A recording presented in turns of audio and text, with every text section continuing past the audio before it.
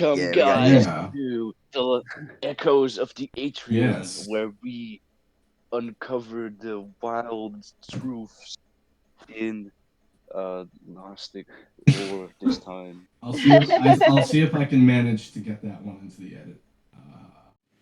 Oh, please do. I love it. Love it. Yeah, that was pretty good.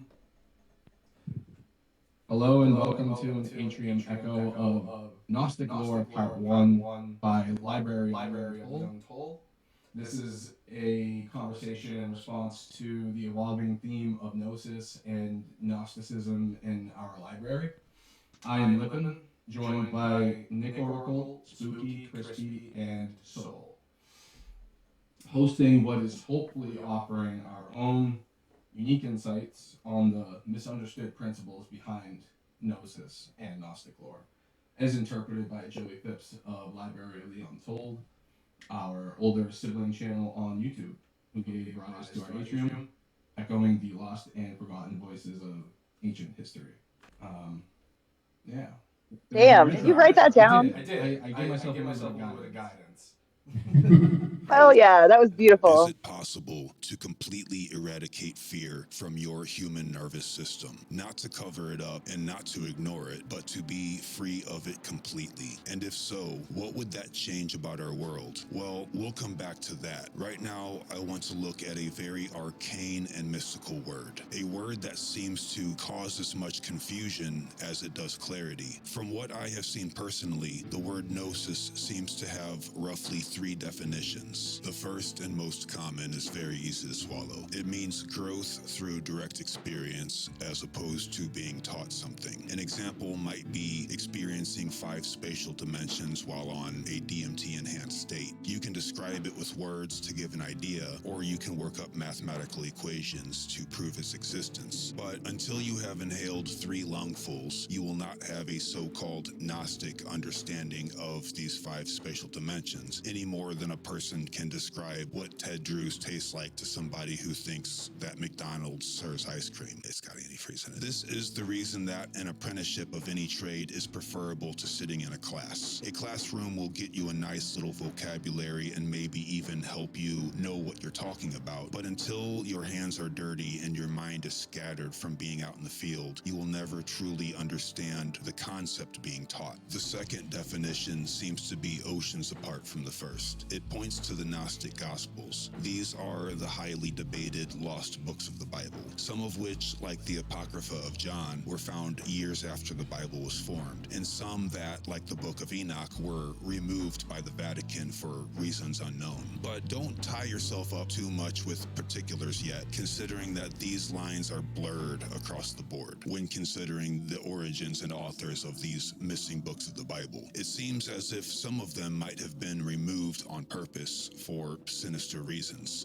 that we will go into later. The third definition is where it starts to get a little weird, but at the same time hit home in a very strange way. There is an ancient philosophy that lines up with many other worldly myths throughout time that parallel the idea that physical matter, being our world, was birthed from a less than perfect sentience that created our universe in an attempt to chase its own ignorant desires. The first gulp of this philosophy seems dreadful, but reaching the bottom of the cup, there is certainly a beacon of hope. Despite these 3 definitions being differentiated, they are still represented by the same word. Is this a coincidence? Is this laziness on the part of human language? Or is there a direct correspondence connecting the origins of this word and its philosophies? What do we know about fear and its effect on the nervous system and spirit, as opposed to its counterpart, love, which also is a widely used word with multiple definitions? Just like the myriad of mythologies and religions all over the world throughout time, these mysterious words can be traced back to a singularity of information. Information that, despite being abstract, can be grasped by the human mind, or more appropriately, the loss of it. So, if the word Gnosis had a mascot, it would certainly be Abraxas. Abraxas holds a shield to protect him from ignorance, but I like to think of this protecting him from temptation. The head of Abraxas, being that of a rooster, is a metaphor of vigil awareness. But again, I like to look at it as symbolizing the act of waking people up, like cock-a-doodle-doo, mother.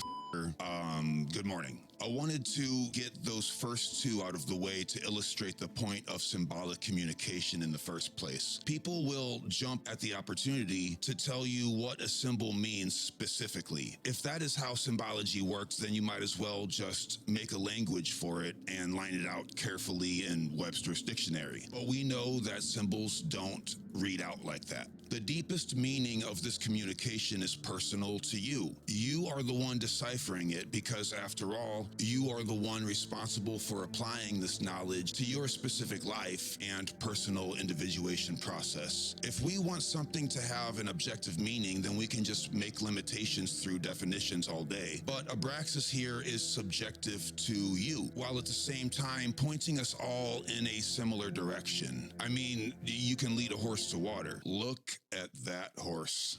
The legs of Abraxas are serpents. As we've seen on a few episodes thus far, serpents are very cunning and clever. They can find their way in and out of any place or time with little effort. Abraxas keeps control of his chariot by shepherding the horses with his whip. The chariot, like in Hindu mythology, symbolizes the body, and the horses symbolize one's own will and desire. The whip, of course, being a metaphor of the control Abraxas has over this earthly vehicle. And you'll notice that the reins of the horses are oftentimes depicted being held by the mouth of the serpents. This is very interesting. So, very much like our first definition of the word gnosis, Abraxas certainly does seem to represent the subjective, personal, human experience. He is either you or the personification of someone or something that you might encounter. Either way, it captures the essence of how one carries themselves in the face of adversity. The early Christians that we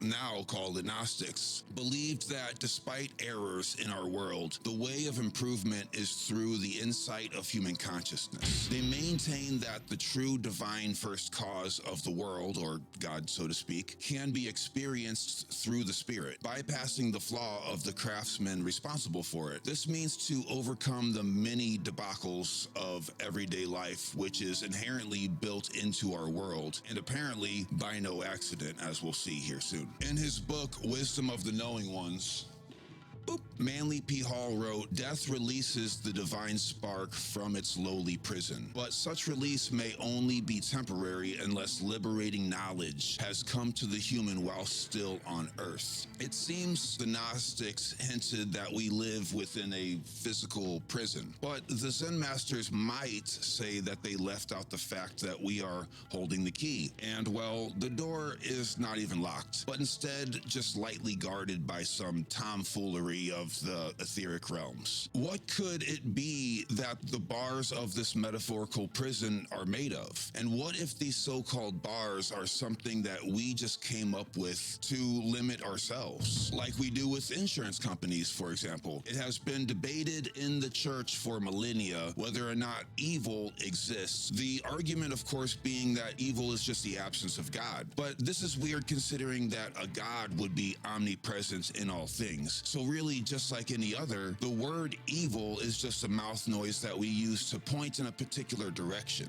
And well, it's a fantastic word with strength behind it. Calling an insurance company bad doesn't quite cut it, considering that it is illegal not to have insurance, yet the insurance companies are part of the few that create that very law. They make it illegal for you not to pay them your hard-earned money, yet when it comes time to provide a service for us, they simply don't have to. They simply change the law.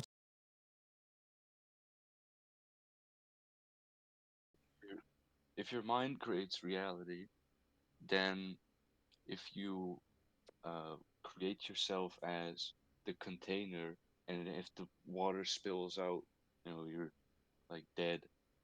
But if you identify with what's in the container, then you kind of survive, right? Right. I think that's that I'm with that. connecting Seeing the your material realm for what it is allows you to survive in it. To remove that filter might leave you without all the necessary traits of adaptation to survive in a material world.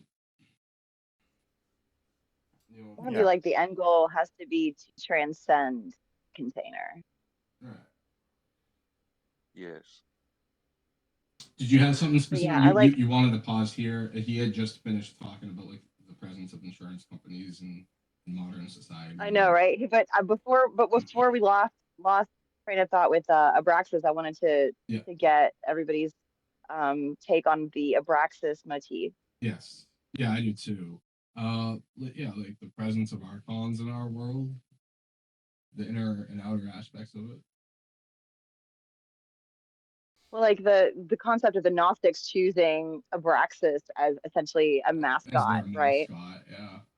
And But, how do you interpret this thousands of years later? How do we interpret this in our context today? I mean, put yourself in their shoes. Do you Yeah, feel like this is a symbol they would have chosen based off of their culture and belief system and their limited resources and knowledge?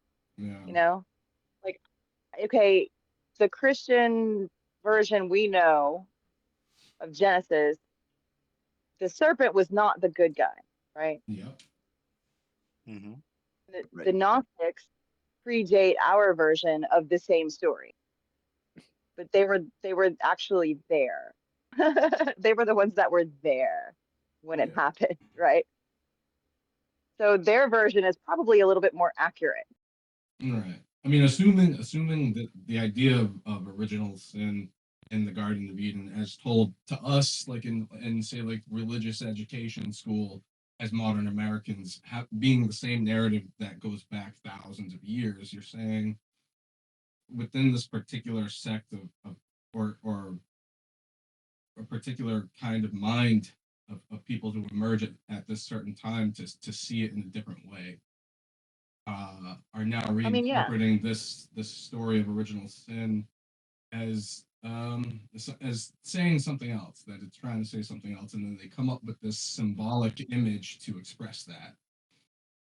it's like mental association, right? You Yeah, see an image and your natural mental association with that image tells you whether or not you want to move toward or away from it.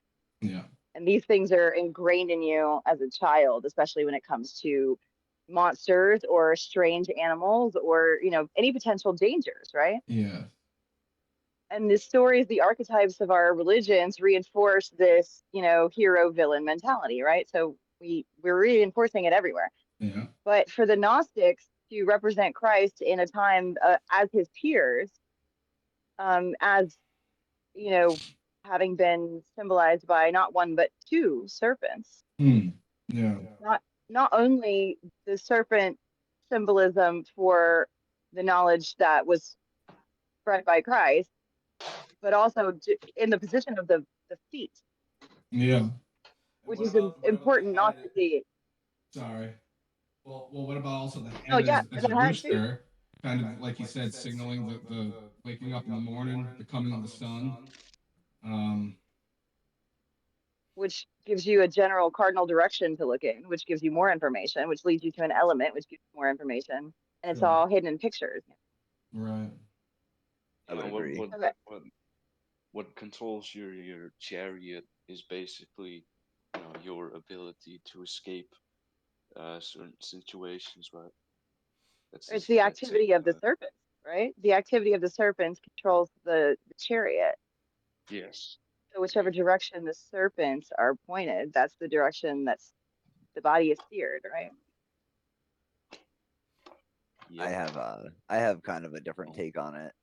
Um, Yeah, please. Yeah, spooky. so I actually like there was this interesting thing that was presented that like Abraxas in that shape, right? So that shape is like this weird kind of like line with two kind of squiggles through it, and like we find this shape kind of like depicted amongst even prehistoric, like pre-written religious history, like spirituality. Um, So like, and I personally, I subscribe to kind of the apocalyptic meanings behind it. So it's like it's attached to a situation where they saw something happen and they're depicting it into a symbol, which then gets corroborated into future symbols over the years, getting more and more complex and eventually becoming into the serpent, the half serpent, half person Abraxas symbolism that we currently see in, or well, that we did see, like Mithraism, stuff like that, like around that era. And I just think it's an interesting take because, like, I think that it gives it a reason for why these symbols became very important and got like retold through oral history. Uh, Pertaining to potentially global cataclysms or solar flare activity, things like that, specifically, especially I'm being with it. serpents. It's Yeah. just interesting. Like, I'm not saying like I'm not married to it, but it.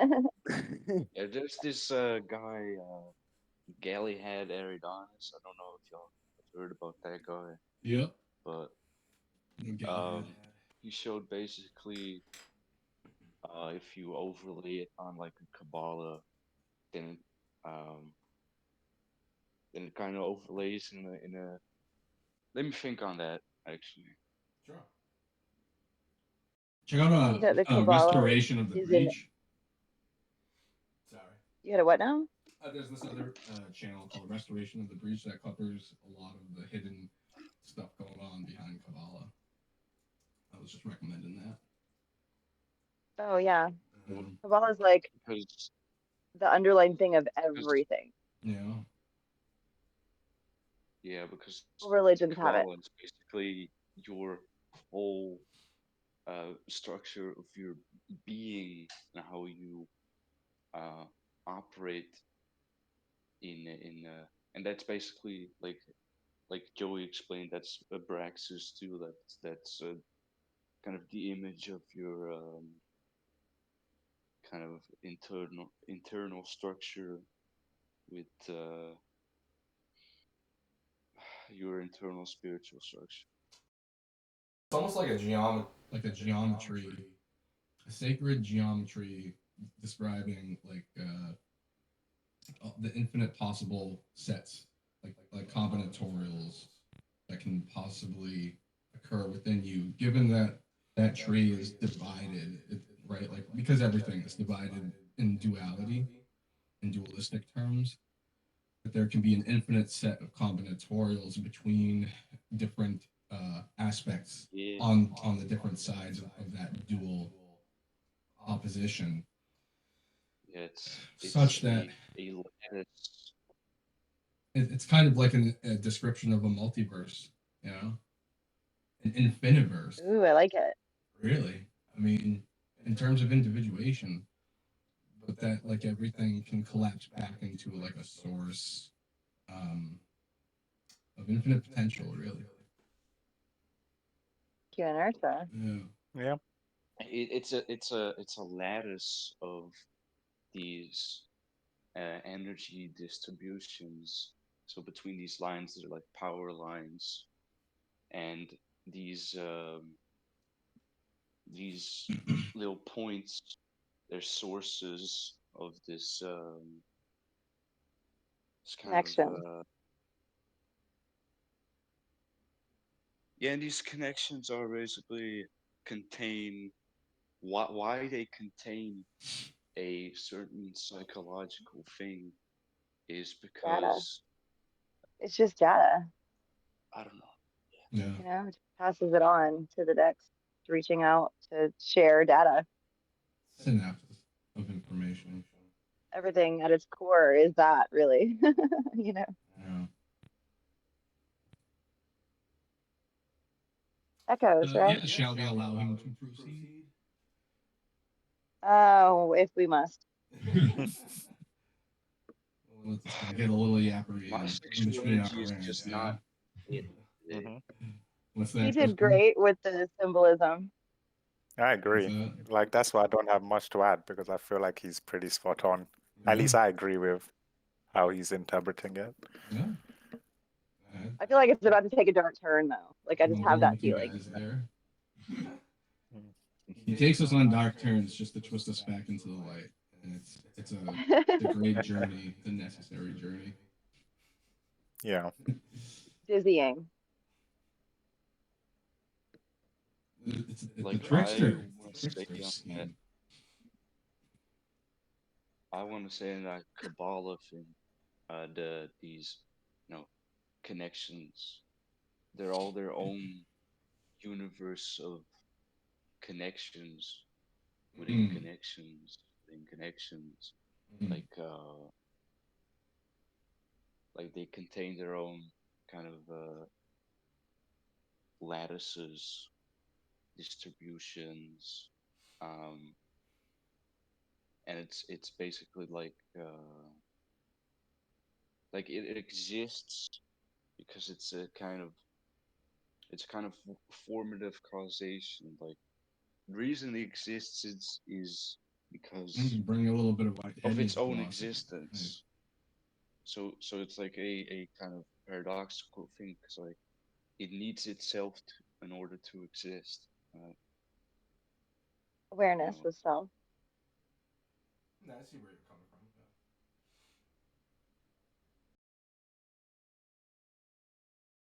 To make it so that they don't. This is, by definition, evil. I would like to break down the Apocrypha of John in this video, as I think there are quite a few parallels to today's understandings of quantum physics and the messy nature of reality. And leave the Gospel of Thomas alone for now, because I have that one planned for a future video in comparison to the Tao of Physics. But for a moment, let's just talk a bit about the Gospel of Mary, which by loose definition, not a Gnostic gospel, as it wasn't found in Nag Hammadi with the others, but it's definitely worth mentioning here. First of all, there is no evidence in the Gnostic Gospels or in the main canonical Bible that Mary Magdalene was a prostitute. That accusation just never existed until Pope Gregory in the 6th century insisted upon it as head of the Catholic Church. Ah, fucking Greg. The Catholic Church in general is guilty of not only the thing that you're thinking of right now, but also of changing the Bible at their will, in the same way that the insurance companies change the law. They have done it in order to maintain and provide sustenance to their own power. They seem to feed on the faithful in the most sinister way possible. This is an archetype for archons if I've ever heard it. But this calling Mary a prostitute was intended to objectify women as submissive to men, and well, leave it to some old, pale, angry, unlaid dudes with shriveled up to take all the juice out of the most sacred of teachings. Back in the day, however, women were considered to be highly mystical and even psychic. They were known to have intuition very superior to that of men. I don't mean this in a pandering way. Women were considered to be different than men, for sure. Not equal, but superior in particular portions of the right brain intellect. So it is no surprise that when Jesus told the disciples to go forward and spread the gospel, or good news, so to speak, the disciples exploded in fear, thinking that they would also be tortured in front of a live audience like their main man did. All of them except for Mary Magdalene, who understood soundly that this physical body was not only temporary, but entirely not real whatsoever, lining up quite strikingly with the rest of the message in the Gnostic Gospels. It is said within the text that Jesus seemed to find Mary to understand the gnosis of his teaching above all. When asked about this, Jesus responded likewise with a parable. He said, when a blind man and one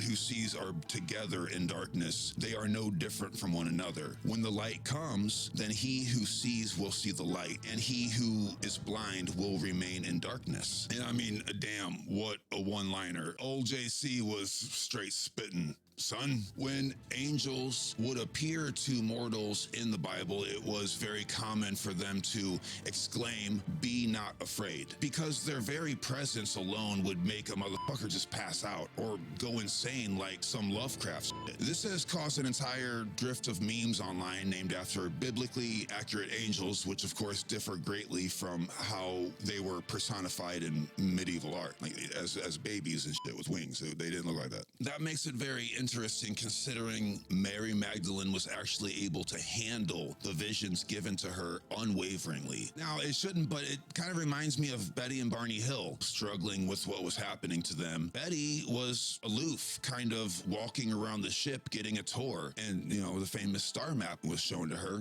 That is just, well, I'm not going to say it's funny, but it's funny. Speaking of the Vatican making changes to the Bible, which is strictly forbidden according to the Bible, it actually seems as if there was also never a hell. There were certainly consequences to a person's spirit depending on how they lived their human life in a myriad of different ways, but the whole eternal pit of hellfire thing, well, it was just never there. And to be honest, it wouldn't make much sense anyway. This is just something that those who see themselves in control have made up in order to maintain their own systems of control.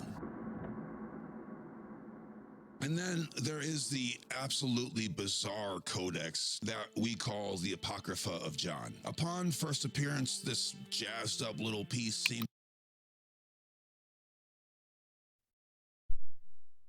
This thing about female and a male, why a female can receive this kind of information better, because when you look at our internal kind of world, you got your anima and your animus, and Yeah. the anima, that's the male energy, where you that uh, is the ability to action things out. The animus is to receive this, to be able to receive certain things or whatever. Okay. Uh, and it's interesting the etymology of the word, um, animus, muse, muse. Like it's your muse. You're receiving a muse and you're actioning it out, Hmm. right? Yeah. Yeah. Interesting. Yeah. Like I like your understanding of this. This is very accurate Yeah. for the differences between the divine masculine and the divine feminine, which is in everybody. And it's not just that women, external bodied women, have better intuition because they have a vagina. That's not what it is. Right. It is the divine feminine in you that has the power to see.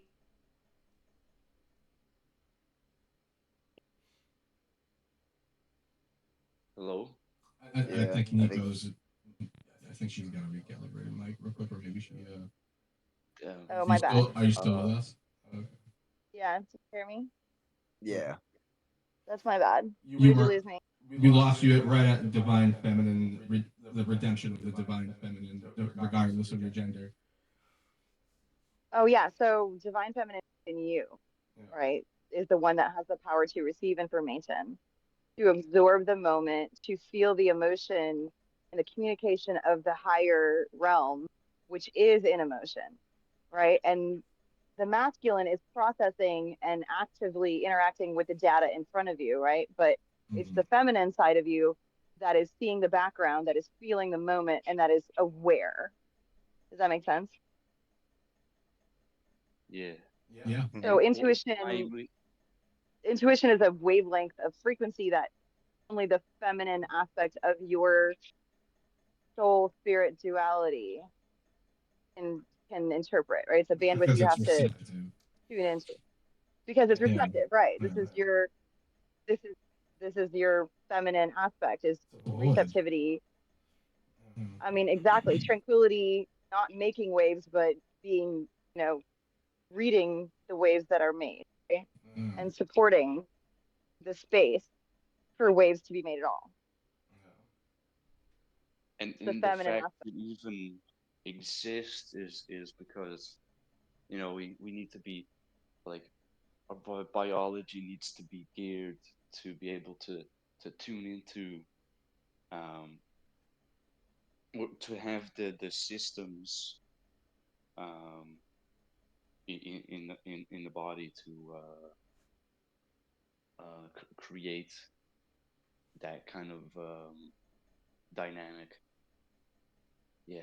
Well, so the feminine systems in the body are the water-based ones, right? So your hormones, um, your blood flow, the blood itself, which is movement of it, your cerebrospinal fluid, all of these things are the feminine aspect of your body, your endocrine system in general. So if Yeah, you're we biologically all have on it, uh, everything has its male and female counterpart. Like down to you can just keep zooming in and you'll find the dynamics of these things. Of right? So apply that to Gnostic lore and where they've turned Mary Magdalene's archetype into a prostitute. That's just the dark and light aspects of the same thing, right? She was the heart of Christ, the muse, right? yeah, yeah, In Yeah, I guess allegory, that is. we're talking about this cosmic dance between an infinite regress of dual principles all the way up and down, and that this is kind of this Absolutely. cosmic dance is what you know it's not only what keeps everything together, but it's also like what allows this unfolding process. So you have the Shiva Shakti image of she's dancing over him, but you could look at it in two different ways. Like either she's dominating him with this dance, or he's allowing her to do it. And so he kind of like avails He's himself supporting her. to her, yeah, supporting her dance, right? And this is, I mean, you could fear this like mouth of Shiva swallowing time whole, as we all say, it's that Saturn, and time takes away from all of us equally, and that's true. There's just no getting it back, right? But if you look at it like this dance, that's what allows this unfolding process to go, right?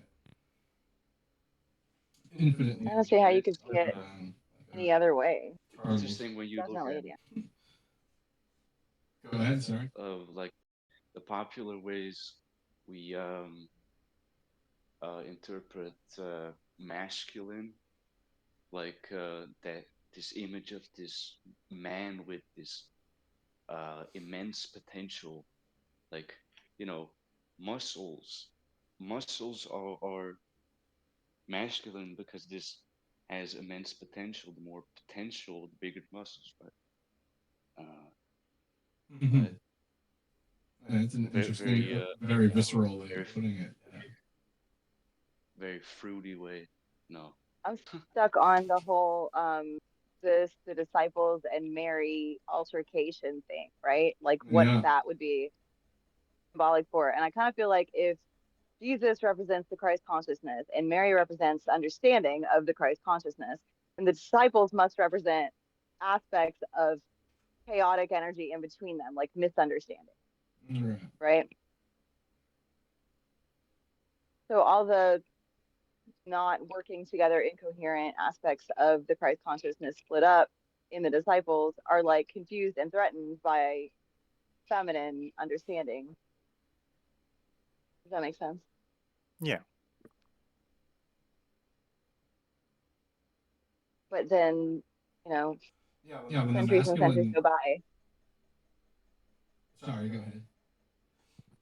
No, you're good. I want to hear Spooky's take on it. Spooky's being awfully quiet. Yeah, Spooky, what do you feel? To be honest, I agree with a lot of it. It's it's a representation of divine feminine, divine masculine. Each of us have both of those qualities, and a matter of practicing. Obviously, women tend to be more adapt. Let's say naturally adapt at that.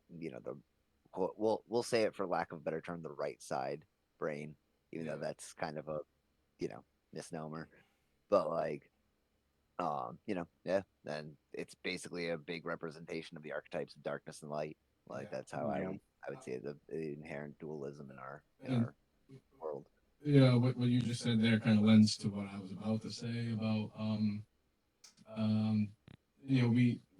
for men it's kind of, or for the masculine principle anyway, it's the staring into the void, and you risk, well, it's you have to do it for growth, right? For like for evolution, because this being stared back at by the void, you can either allow that to sort of stimulate you into growth, or you kind of risk oblivion, right?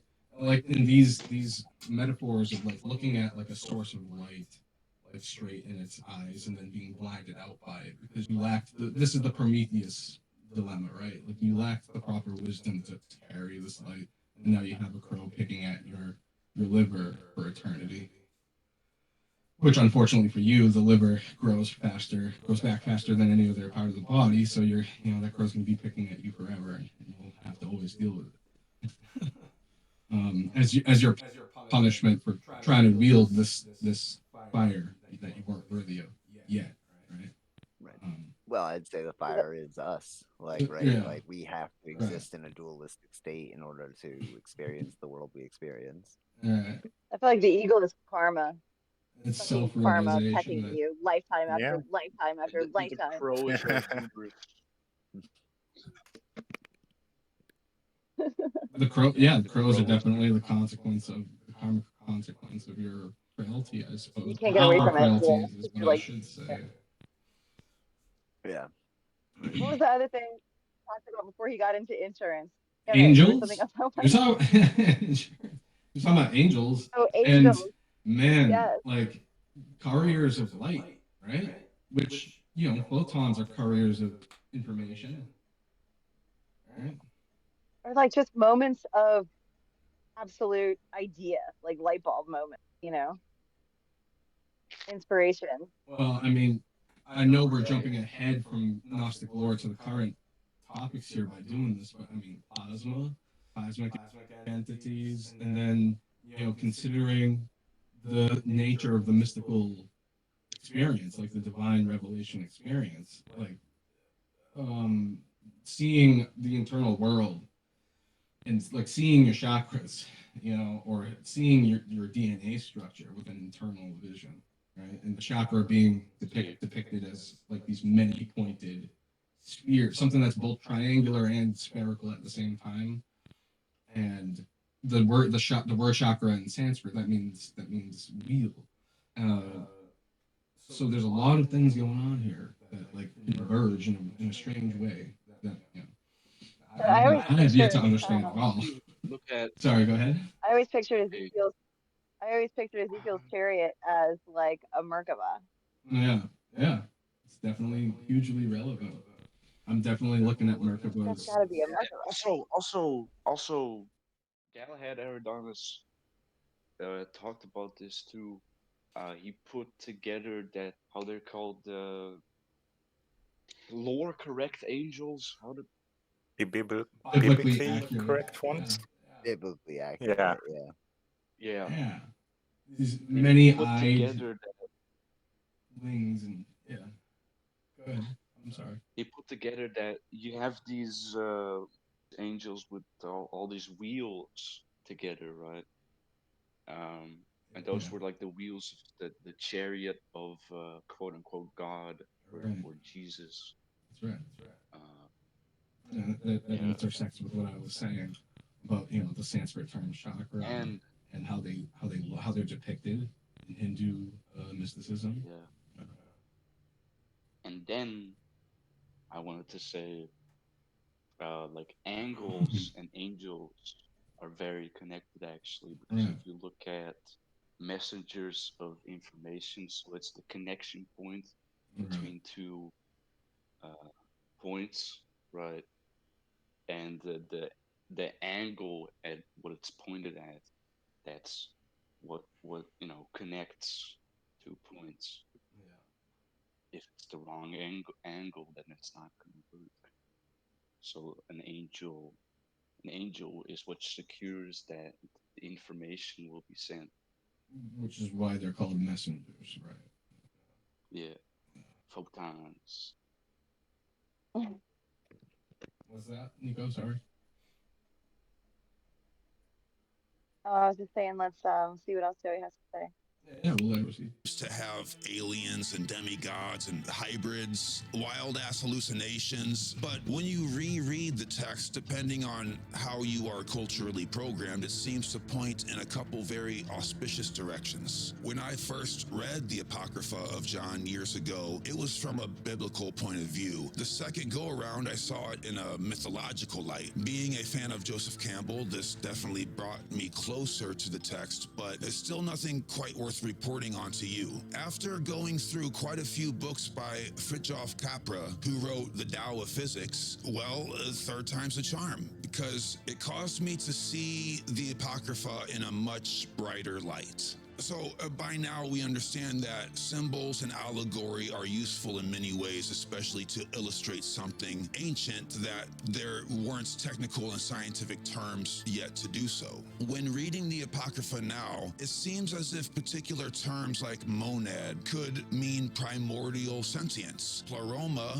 could equal to the unified field. The Sophia seems to indicate the imagination part of our psyche, and its bunk-ass creation, the demiurgos, seems to represent physicality or particles. The term that goes by the name exalted seems to represent our DNA, and the spirit of the four lights seem to represent the strong and weak forces of nature. The term Yaldabaoth seems to represent the formation of psychological ego. Now, before we actually go into the text, I need to lay down this little disclaimer. This channel of ours is all about speculation, the what ifs. If you would like to be educated about the Apocrypha, I recommend you check out Esoterica with Dr. Justin Sledge. That's not an endorsement, by the way, as well as the Peaceful Savage Show. And by all means, get yourself a copy of the transcript for yourself. But I would like to explore the nooks and crannies of my own mind on our YouTube channel here, and with a humbling yet inspired love for these sacred teachings, try to connect the cryptic depth of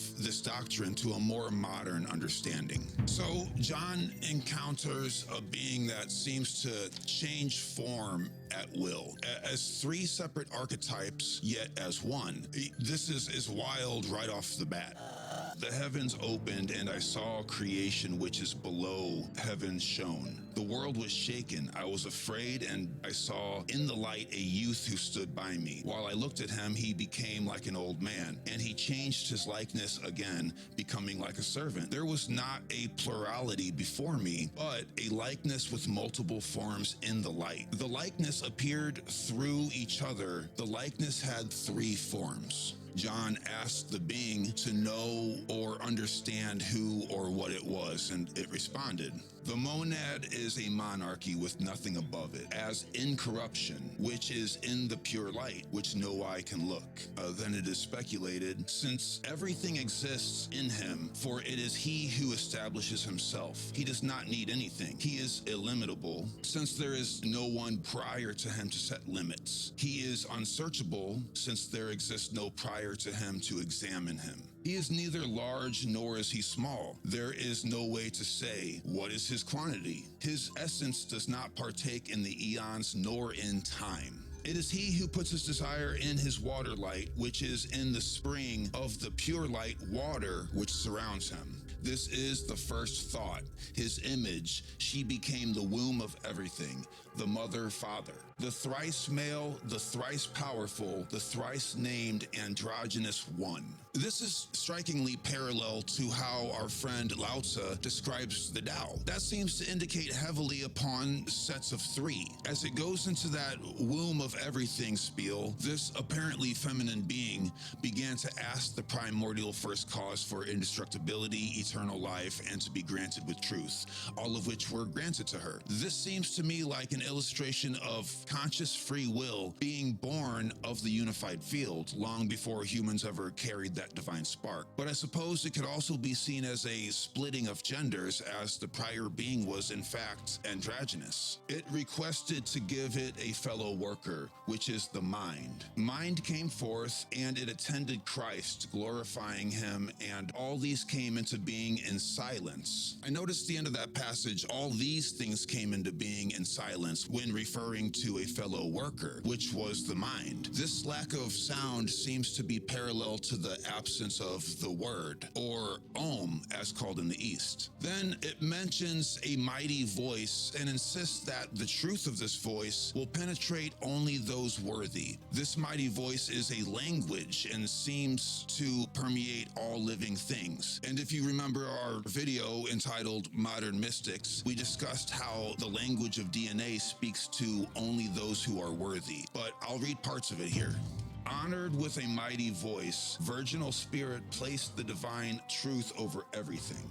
Autogenes, the truth which is in him. He may know the all which had been called with a name exalted above every name, for that name will be mentioned to those who are worthy of it. I'm going to cast it pretty far out there on speculation, but we are always talking about the number 12 throughout these scriptures. 12 and 60s in Sumerian. It is almost as common as the number 3. What is interesting is that in the next part, we speak of 4 lights, and 3 times 4 equals 12. It also mentions the Christ, and if we look at that like the Christos, as in the cerebral spinal fluid of the Kundalini, it makes me wonder if the 12 quoted here might refer to the 12 ventricles of the brain. We know that the Egyptians often depicted the bodily anatomy as personification. I don't see it as crazy to at least wonder if this is any different, but I'll read it and you decide. Understanding, grace, perception, prudence, these are the 4 lights which attend the divine autogenies. It's autogenies, isn't it? These are the 12 aeons which attend the Son of the Mighty One, the Christ through the will and the gift of the invisible spirit. And the 12 aeons belong to the son of the autogenes, called Pagera Adamus. Pigeon Adam? Now, this next part is where things begin to take on shenanigans. When the Sophia begins to get ideas for herself and decides to, create something new without the consent of the first one and only. The Sophia, being an aeon, conceived a thought from herself. She wanted to bring forth a likeness out of herself without the consent of the spirit, without his consideration. Yet she brought forth. And because of the invincible power which is in her, her thought did not remain idle. Something came out of her which was imperfect and different from her appearance, because she had created it without her consort, for it has another form. When she saw the consequences of her desire, it changed into the form of a lion-faced serpent. She cast it away from her outside that place, that no one of the immortal ones might see it, for she had created it in ignorance. She surrounded it with a luminous cloud, and she placed a throne in the middle of the cloud, that no one might see it except the Holy Spirit. She called his name Yaltaboth. This is the first archon who took a great power from his mother. He removed himself from her and moved away from the places in which he was born. He became strong and created for himself other aeons with a flame of luminous fire which still exists now. And he joined with his arrogance which is in him and begot authorities for himself. This, of course, we know is the birth of the demiurgos, the flawed reality. This seems like mind moving without spirit. I noticed that she places a throne in the middle of the cloud of her creation. So despite being ashamed of it, there is some kind of pedestal there, especially when you consider that she hid the beast in a luminous cloud as opposed to a dark cloud. And last I checked, light attracted attention more than darkness does. The archon who is weak has 3 names. He is impious in his ignorance, which is in him. For he said, I am God, and there is no other God beside me, for he is ignorant of his strength and the place in which he had come. This reminds me a lot of the first 3 commandments given to Moses on Mount Sinai, after he inhaled that acacia smoke, if you know what I'm saying. But it is interesting that before anything in the commandments about murder, thievery, or and your neighbor's wife are mentioned, the first 3 commandments, much like the first 2 rules of Fight Club, are pretty much the same. But in this case, just clarifying that he is the only God, and he gets pissed when anyone thinks otherwise. And just like the early Christian Gnostics, I have to also agree and speculate, why would a one and only God have any reason to clarify that he is? Down to its core, it's just not sensible. Unless the Also, translates to beginning, middle,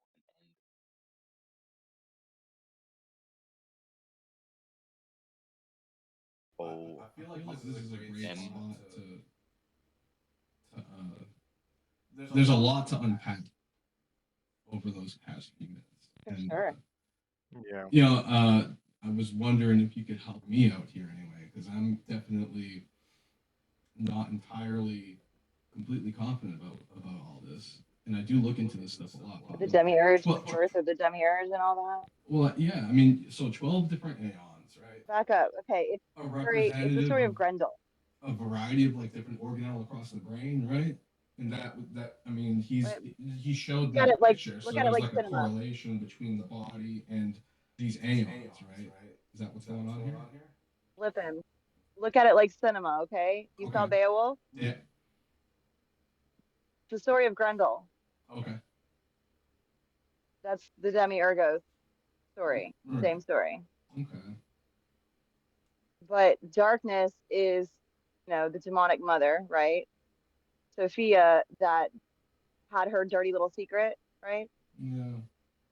That's Secrets I just made, I'll never that's just let you ignorance. say. Oh, like darkness is just ignorance of light, right? It's just the only thing in between darkness and light is awareness. Right. Grendel. Okay, so Grendel's representative of her Lack of little awareness. monstrosity that she tried to hide away.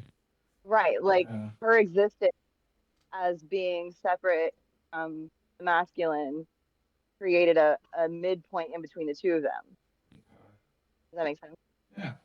I definitely see the Yeah, correlations there. Venom also, Hmm. it's a symbiote.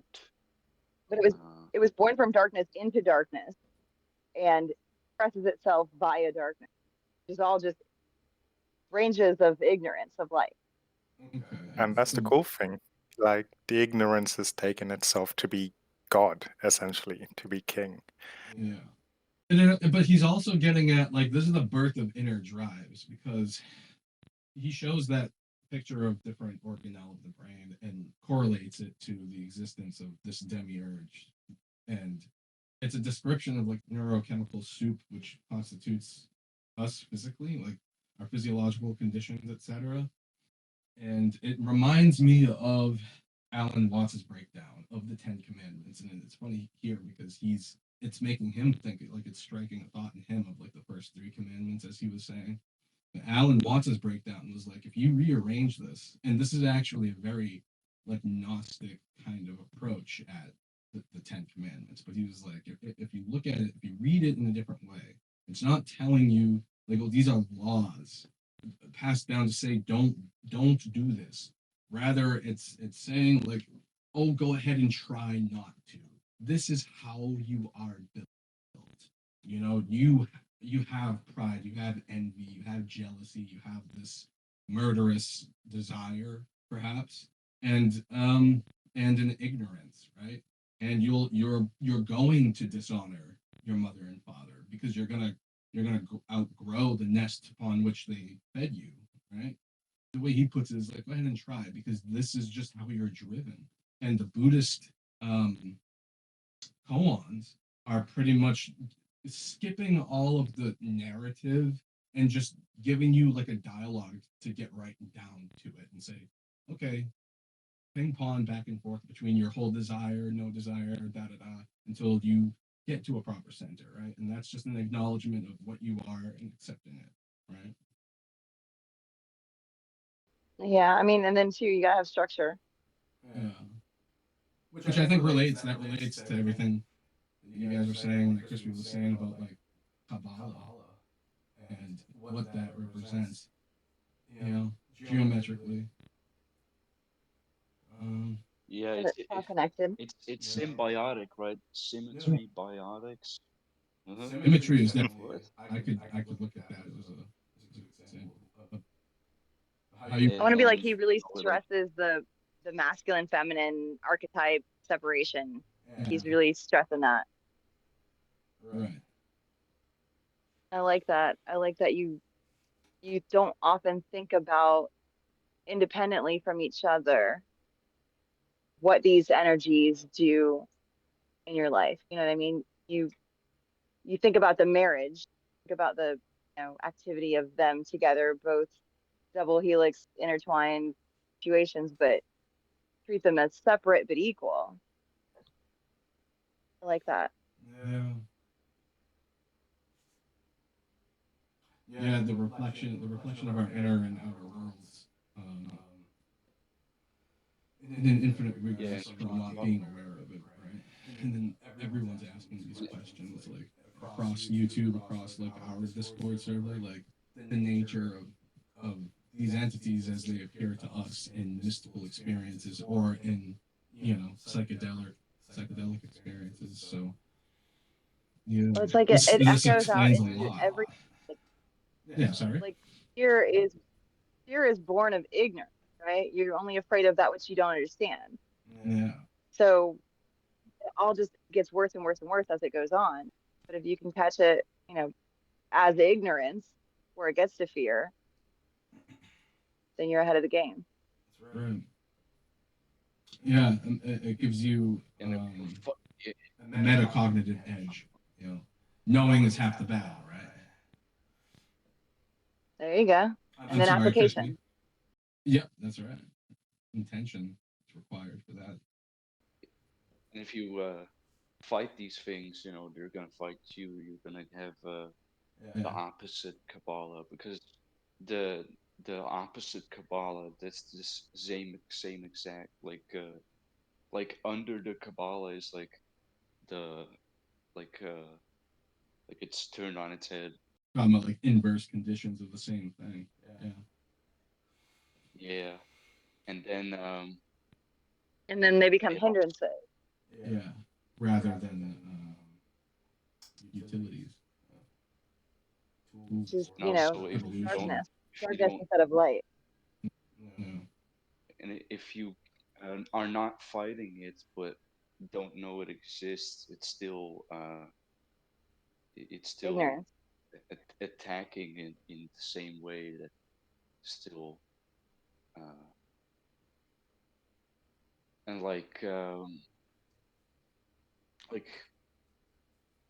our distractions, all of the distractions are born from that we need these things. We need to, from birth, like we need these mystical experiences. We need some kind of religion, but if it's not there, then it gets overridden by the inverse effects. Basically, you start, like, you see the mirror of something, and that's what you try to fill your gaps with, because it's the mirror. It's also the inverse, so you're in the inverse of the tree of life. You, It's the you, same but you, backwards. you're deaf. I like it. But destruction is also necessary. But Adam had a wife. I'm not saying the name of his wife, but his first wife, because I think if you say her name, I don't know, you resonate with the name and things start happening. Like Yeah. True for every I name. have I have a drawing that has her symbol. Only on the side where that symbol is, I fucked up. On the other side, I didn't fuck up any. Absurdly brief intermission. I like what you were saying earlier. Essentially, kind of was describing. It's a description of that inversion of how Alan was also essentially saying that the Bible has been inverted by a misunderstanding. Like the way you interpret the Intentionally, I laws. imagine. Yeah. Mhm. Well, the way you interpret those commandments conventionally is like an inversion of what it's really trying to get at, right? And that's that Yaldabaoth. You're talking to a bunch of illiterate people that are still having sex with farm animals, Sure. right? Sure. You need to make it as simple as But possible, but and it those needs to are be these. but those are our ancestors. So there's some spark of potential I get it. there that I moved get it. them I'm not mad along. about it. I'm just saying it had to be oversimplified, right? But it Yeah. loses its context over. So like honor thy father and thy mother. Sure. Those are the masculine and feminine archetypes, right? Right. That's Right. not literally the people that gave birth to you. That is the Yeah. archetypes, the father and the mother, Okay. right? Yeah. Honor them, balance them, keep them in harmony, and you're fine, right? This is Okay. really good advice. But what it is now is like a punishment if you do. It's like a threat, right? Like don't Right. don't do this or you fuck up and you'll die early. Like, Which then okay, leads whatever. to getting that kind of Alan Watts breakdown, then inverting it again and But saying, it's oh yeah, look at it from this angle, which is kind of almost a but it's the Luciferian. natural. Yeah. I mean, yeah. But if you look at close enough from an alchemical perspective, it's the natural law of gender. Is what that is. Yeah, I can see that. And it's just there in the Ten Commandments, and it's hidden in plain sight. But you have to have the right kind of eyes to see it, type deal. That's Gnostic preservation. Yeah.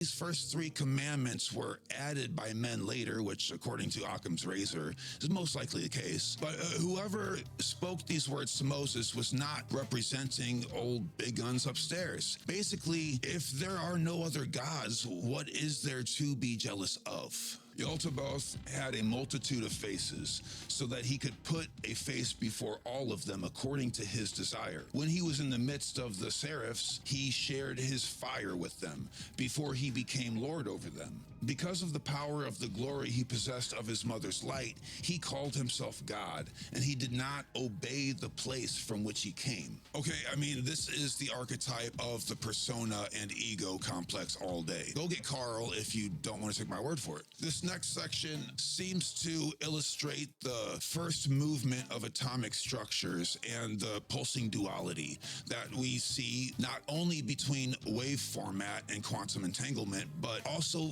vibration of material physical matter at the subatomic level. Then the mother began to move to and fro. She became aware of the deficiency when the brightness of her light diminished. She became dark because her consort had not agreed with her. John asked, Lord, what does it mean that she moved to and fro? He smiled and said, do not think it is as Moses said, above the waters. When she had seen the theft which her son had committed, she repented. She was overcome by forgetfulness in the darkness of ignorance, and she began to be ashamed. She did not dare return, but she was moving about, and that moving is going to and fro. Twist, seems like. According to mythology and religions all over the world, light is always synonymous with the divine, and darkness is always synonymous with physical matter, the lower gross realms. But it also kind of reminds me of a crazy woman in a padded room rocking back and forth, so I don't know. She repented with much weeping, and the whole pleroma heard the prayer of her repentance. They praised her on behalf of the invisible virginal spirit. He consented, and when the invisible spirit had consented, the Holy Spirit poured over her from their whole pleroma. It was not her consort who came to her, but he came to her through the pleroma in order that he might correct her deficiency. She was taken up to her own eon above her son, that she might correct her deficiency.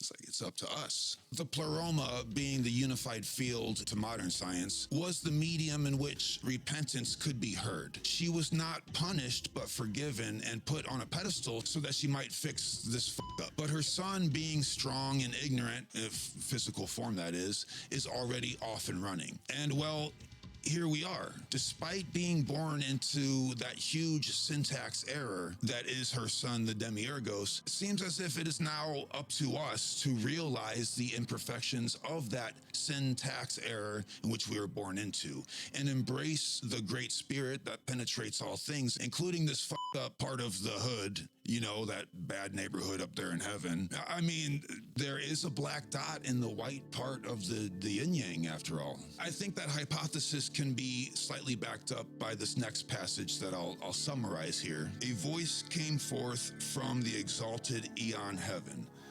The man exists and the son of man, the chief archon Yaldabaoth, heard it. All right, listen here, you sexy ass librarians.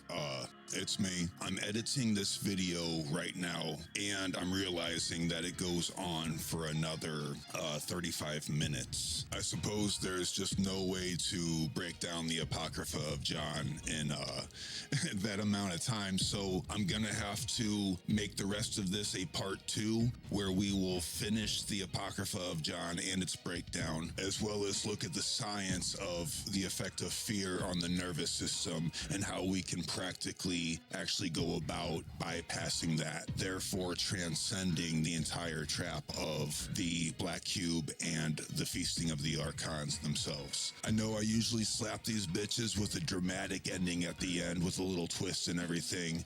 That's going to be coming up next week, and I'll call it Gnostic Lore Part 2 so you can recognize it. Nevertheless, though, thank you so much for the views and the shares and the love, and I'll see you guys here in the chat in a moment, and can't wait to see you for part 2 of this. Thanks.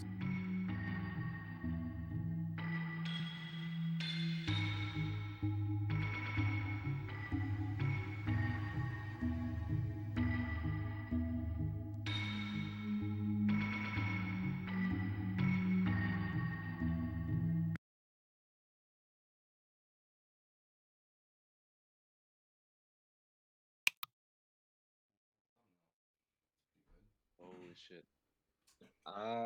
The feasting of the archons. See, that's Okay, so what we what's what we everybody's kind of take? missed. We wanted to talk about that actually.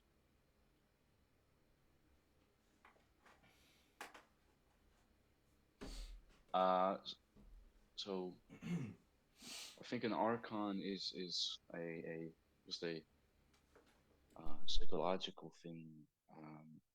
You know, when you look at the people in control, they don't realize they're also in the game, right? Like in our last podcast, we talked about systems of control. So I think, um, and there was that instance where a person who was in control in that experiment, in that I think Stanford experiment, one guy realized like, wait, I'm part of this too. Like the guy in control was also part of the game, right? The people in control are also being tricked by the system itself, basically. And I think that applies Gnostic lore where the archetypes within us that really have control most of the time because we're just ignorant of their presence, right? Right. Yeah. Yeah, So what do you and think? also yeah, Say something, Soul. About the entire video or what you just said? Yeah, your whole take all together, Gnostic lore, everything. I want to hear it. Well, I feel like it's good. Like, and he's been actually making great attempts at deconstructing it. I do feel like, wow, it's very, I don't know, part of me feels like it's really overcomplicated, but I guess it needs to be in order to deconstruct the ignorance. But yeah, the way that I kind of see it is that, yeah, there is this aspect to creation which is just inherently ignorant to even its own nature, you know, to the fact that it even exists. Like a lot of us can walk through this planet, this life, interacting with everyone and so on and so forth, but it's like we're not even aware that we're alive and what we're actually doing here. And I think that manifests outwards in a lot of ways. That's why we have all these wars, these conflicts, and why we hurt each other and so on and so forth. And yeah, this is a nice kind of, like, we had those rules that, religions created and so on and so forth. And he actually touched upon something pretty good where I feel like the ignorance tainted that as well. Like, we got too attached to the tangible concepts than the underlying truth. But that was, the ignorance kind of doing its thing and at work. And now we're kind of in the process of deconstructing all of that and kind of reunifying the monad in a way. So those were my thoughts on it. That's awesome. Beautiful. I really like how you were describing that, like, lack of awareness at the individual level somehow ripples out into, it manifests into war in the macro level. Like, literally, people are just, they don't even realize that they're breathing. Like, they're forgetting that Exactly. they're breathing. Or like gravity, like you Right? live and walk and work and everything you do is in gravity and you have no idea what it is. All these This forces. force molds your very existence. And so does Right. your heartbeat and the rhythm of your breath. And if you're not aware of those things, you're just a So much of reaction. your existence. And that just expresses, it ripples out and expresses itself at a macro level of what you were saying, just conflict. I wanted to Mhm. say with what Soul said, Yeah. that that there's a lot of complexity to these things, but there's also a lot of constellation, right? Yeah. Well, there's definitely a complexity in the way Joey deconstructs it here, and I think that's just inherent to the rapidity of his Yeah. monologue. You know how quickly he has to unpack everything. Mhm. Even then, it doesn't condense. I mean, it condenses it down pretty well, and it's Yeah. still a very long video, and he had to divide it into 2 volumes for that reason, and. Yeah, it is. But he does do a really good job. Yeah, Like, because I, Well, I agree with a lot of what he's getting at. I think that's just how his brain works too. Like he's all yeah.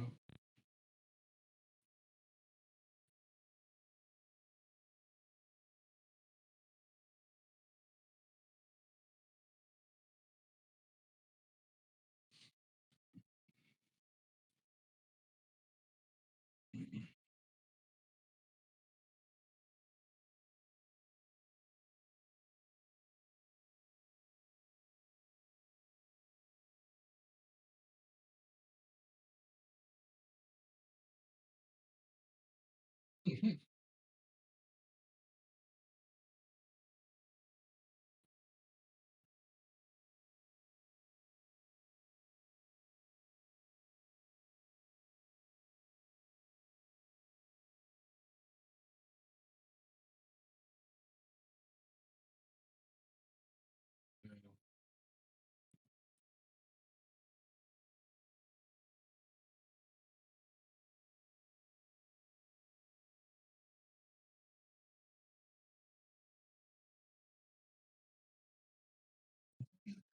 would be lovely. It would be In wonderful, our but circles, not. we might presume upon it. Yeah, It with just people that flew. I don't. It was so fluid out of his mouth. Like, he was like, so I mean, obviously these aren't actual. I love it. I love it. yeah, I do Well, too. it's I mean, like it Sorry. shows we're on the Nebuchadnezzar Yeah. and not in, eating a juicy steak in the Frenchman's restaurant or anything like that, right. So I didn't mean it. I didn't mean to interrupt right? your synopsis. I was just like, I wanted to take a minute to appreciate that about you, Spooky. Sorry, keep Yes, no, going. thank you, thank you.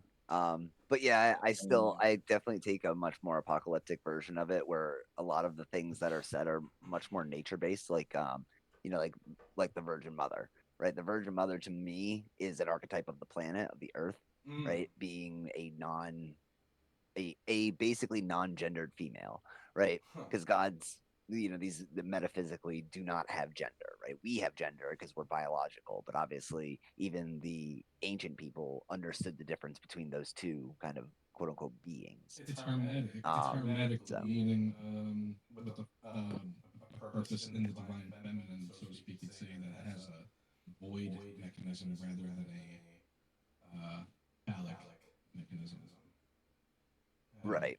Yeah. Well, I think that the And allegories of the Bible are specifically uh, toward determining towards physical things in a sense. So, like the Virgin Mother and is the earth, Jesus is nature in general. Yeah. The Great Mother is like, or the Great Goddess is like the void, what we would call the demiurge, what has been demonized, Sure. or like the snake.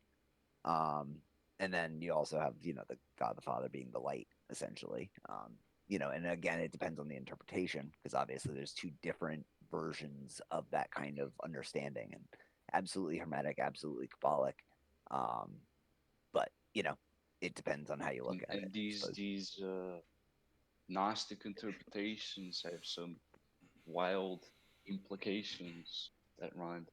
Uh, about if you take the description that the demiurge is not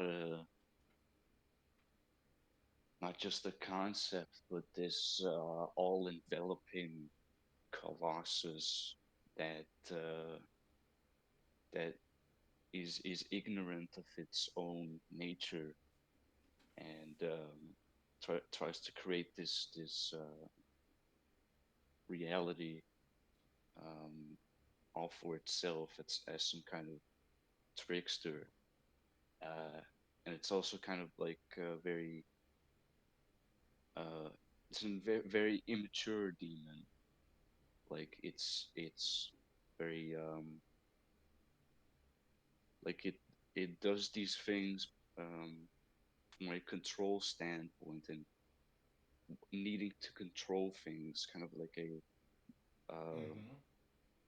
like our eternal child um, really wants the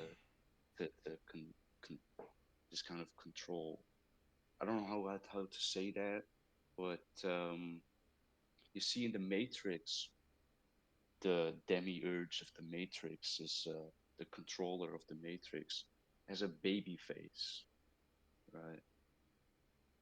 See what I'm getting at here? Like Are it's a we very strictly talking about Neil Patrick Harris in The Matrix 4 as the newly the manifested Matrix architect? 3, the Because I architect. remember an old dude, not very baby faced looking at all, as the architect of the Yeah. The Matrix architect? Are we talking about the one, architect? with overly verbose speech and not very inviting. Just Oozing with looking at arrogance. Yeah, someone he that was would sit exuding. down Yeah. and drink a beer with or anything like that. Yeah, but someone that would In definitely like exude like confidence and wisdom. Yeah, Like precision of really, logic, like logical thought. yeah, definitely logical thought. Yeah, but definitely Saruman with it. Like, Aramonic even. yeah, a you little know, bit. you Yeah, can't trust him. You know, you can't trust him. it's almost Well, Whatever Aramonic, reason. this guy. the Kind of fallacy of it, right? He's so manipulating each. logical. He's manipulating each matrix iteration, like a little bit into hell or a He's little bit into learning. heaven to see how we respond to these different signals, these different stimuli. And it's almost Aramonic Right. in in But a his way because equal he's just Well, it playing with had this this his equal giant. opposite solution. though is the Oracle. He is Okay, opposed okay. and balanced by the Oracle and her loving, mothery nature, Yeah. which is I beautiful. Right. What I I felt like there was a trinity in what that I meant movie, with like because the Oracle okay, actually what I meant helped with him create the controller though. Matrix. Yeah, Neo's So There Jesus. was. Yeah, Mm. Neo's Jesus. He literally gets crucified and reborn. And Trinity is what? Magdalene. Exactly. Okay, Yeah. hold on, Oh. hold on. What I meant with the controller was like at the end of Matrix 3. If you haven't seen it, the he has this a The giant face machine. with all these spikes on it, Yep. and that's a baby face actually. So Ah, that's yes. I know what you're talking it about. is really it's really the fucking representation of the demiurge. I mean, those spikes are almost his mane. It, yeah, and it's infantile, is what you're saying. An ignorant toddler that doesn't know how to uh, do right by what he's created, right? Yeah, Or doesn't think about it, just Or doesn't create. know. Just I mean, create. he too is infantile, right? And I think like there's a infinite regress being described here. I mean, like in that same way, it's speaking to how like what Genesis is describing, you know, God granting dominion to the first man over the animals and the planet, and that this is kind of an ignorance. This is in itself a Yal debate arising in the minds of mankind, to think that it is God of the planet that it resides on. And I mean, that's just a subtler, you know, sort of symbolic notion. But Yeah, but I'm are we thinking like sure a that mom, right? Neo? So Are we sure that Neo isn't the Oracle's Yaldabaoth? If she's Sophia in this way, and she kind of, you know, violated the principles no, the Matrix. set by the The Archangel. Yeah, Matrix yeah. Oh, the is With the Matrix child. is okay, right? The Mr. Matrix is the Smith. Yaldabaoth, sure. Yeah. And Right. Mhm. and Neo is to redeem us because he's the true, right? Right. He's the one. Yeah. And his He can bend power is spoons. self-realization. That's Yeah, it. I That's guess his it's power, not too funny to self-realization. flip it around and Like that's it. All it's he does also is funny become how consciously aware. flip it on its head. He's Yeah. like it's the also Doctor Strange. little, little, little, I feel also like you got funny something to how say, Christian. where you put the letters of Neo in a different way. It's Eon, Mm. so it's like Ion. there's a new Eon coming, Yeah. and in this Eon you can redeem. Well, he's the Christ consciousness, Yeah, which exactly. You can which paint the uh sky with rainbows reconciled. and unicorns, as NPH had said in that last one. It Yeah, when things are Christ destroyed and consciousness there is the needs to reconciliation. when when a Eon is destroyed and you come into a new Eon, there is the most potential for a divine change, uh, new beginnings. Yeah. I like that. It's more flexible. Yeah. Yeah. Hmm. And also when came, new Eon came too. It's King of the Hill up in here. Yeah, Like this man, I'm one. fucking Are we gonna do the cooking part two? with this. Oh, well, we have to, right? Um, Well, yeah, that's got to be the next one, yeah. definitely. With it? Because like the Gnostic theme is so embedded in all of like, and he could go a few weeks without talking about it, and then somehow suddenly a new video will rhyme back with some of the stuff that he brought up about Sophia, and you'll be like, "Yup, there it is." Yep. And, Yeah. it's We're all pretty figuring it shit. out together. Hmm. Love it. So to summarize what I said, demiurge is also an internal concept. Yeah. Sure. Yeah, that's yeah. There's definitely the psychological approach to religion as well as the metaphysical approach. Yeah. Yeah, it's our 100%. physiological drives, right?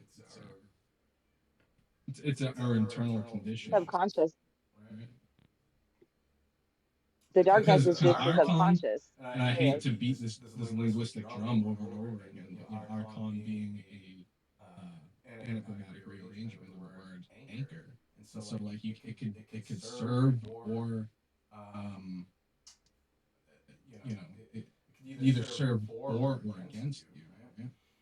And that an anchor can kind of stabilize you, you know, at sea when things are Right. chaotic, but it can also prevent you from moving forward, right? And so that whether these angels and you like you, I think that kind of leans into what you were saying about angels having a like each one has a direct counterpart, which also leans into what we were saying about like dualistic properties, And also angles. regressing in reality. So you have if each angel has its counterpart, right? We're talking about this internal condition can either free us and like bring us and like give us the right trajectory, or it can just keep us from moving forward. And that's like how Tool says lift you up like a child or sink you down like a stone, right? Right. Yeah. There's many different analogies. Yeah. Yeah.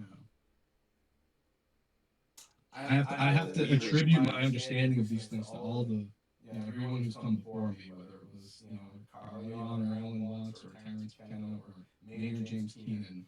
They've all somehow said what I'm trying to say right now in their own way and probably better than me before I was ever born. So.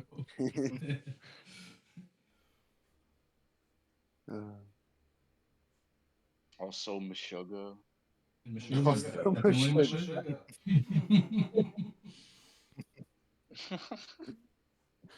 Oh man. We've all been blinded. Subjects to visual misinformation.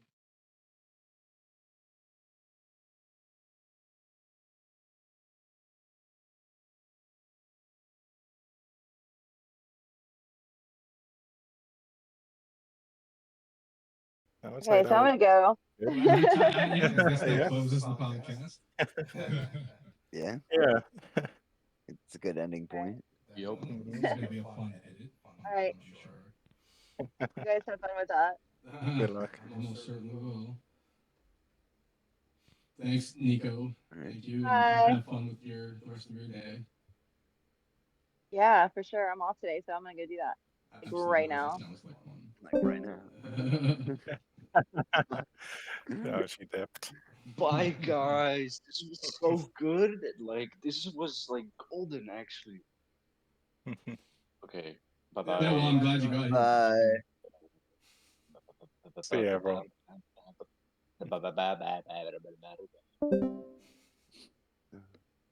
Thank you, Lippin. Yeah, thanks. I'll be the captain that stays with the ship to the last moment. I'm actually kind Shut of Craig down. Oh, he's back. Back, ladies and gentlemen. I'll have to do like a Oh my segment. god, he's back. Sorry, Craig. We all knew this was gonna happen one day. Gonna have to shut you down. Anointed one. Oh, see ya, Craig. Bye. He's actually an Archon. Don't trust him. Shut him down immediately. Well, that depends on us, right? Whether he's trustworthy. Okay, I'm gonna go get some food. Thank you. Take care, Thank guys. you. Hack for the CA. No problem. Thanks for having me.